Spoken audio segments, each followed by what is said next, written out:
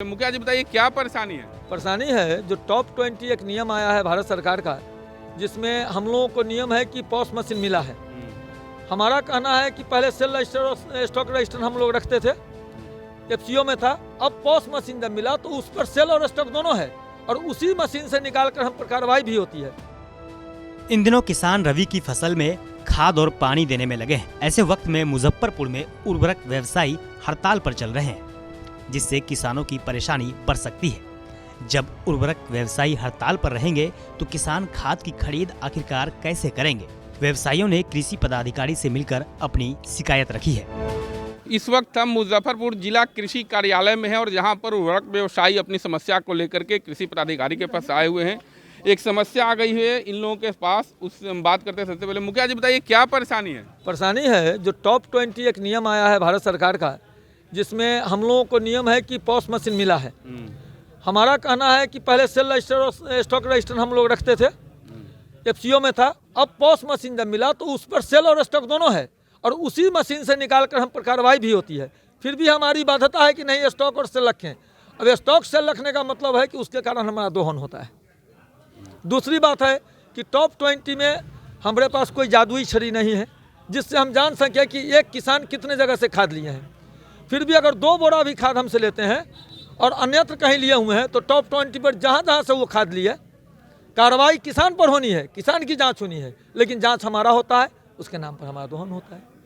खाद को लेकर के ज़्यादा मात्रा पर दे दिए जाते हैं किसानों को, तो समस्या जैसा मुखिया जी ने बताया। आप क्या बताते हैं, क्या लिमिटेशन है किसानों को खाद देने? लिमिटेशन कुछ नहीं है। किसान को खाद कितना देना है वो अंगूठा के निशान से लगाएगा और उसको हमको देना है।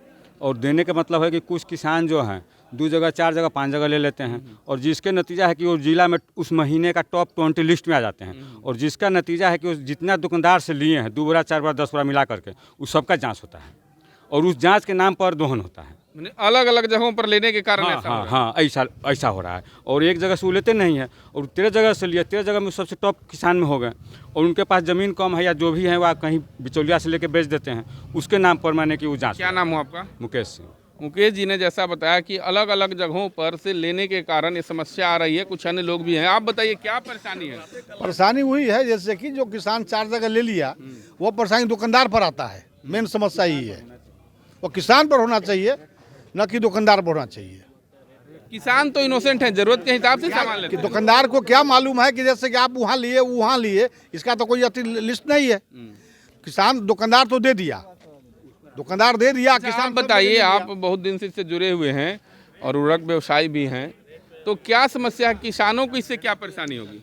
सबसे बड़ी समस्या है कि हमारे बिहार में नहीं, पूरे मुजफ्फरपुर जिला में नहीं, सभी जगहों पर जो उर्वरक का व्यवसाय होता है उसमें निश्चित तौर पर कुछ भूमिहीन लोग हैं जो किसान बटाई और ठेके पर लेके करते हैं, जिसका कोई मापदंड सरकार के द्वारा निर्धारित नहीं है।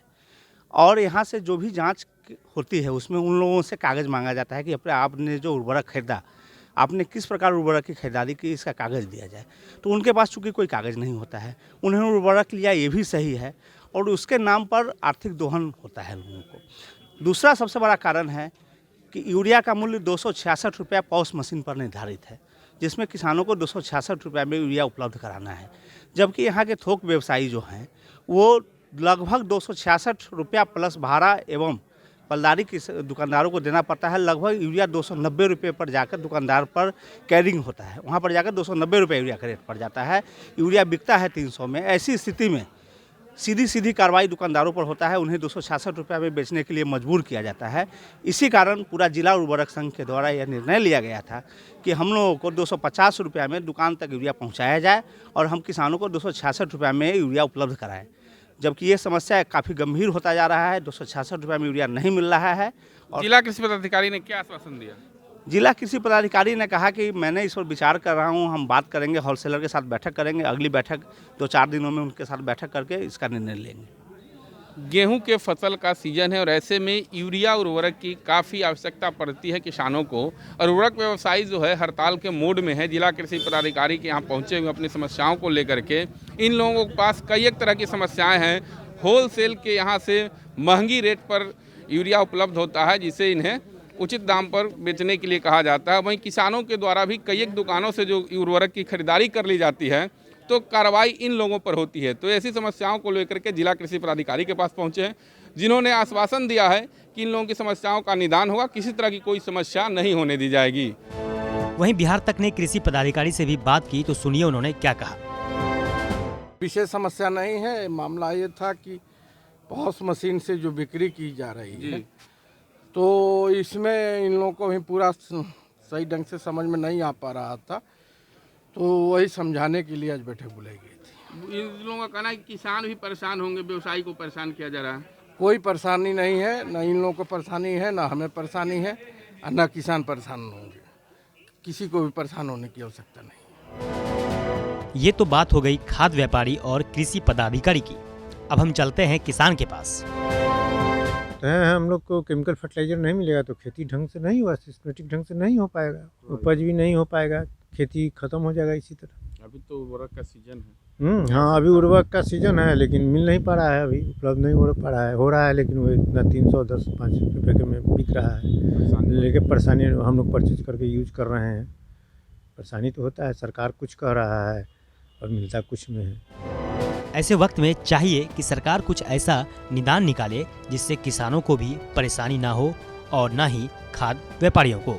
मुजफ्फरपुर से मणिभूषण शर्मा की रिपोर्ट, बिहार तक।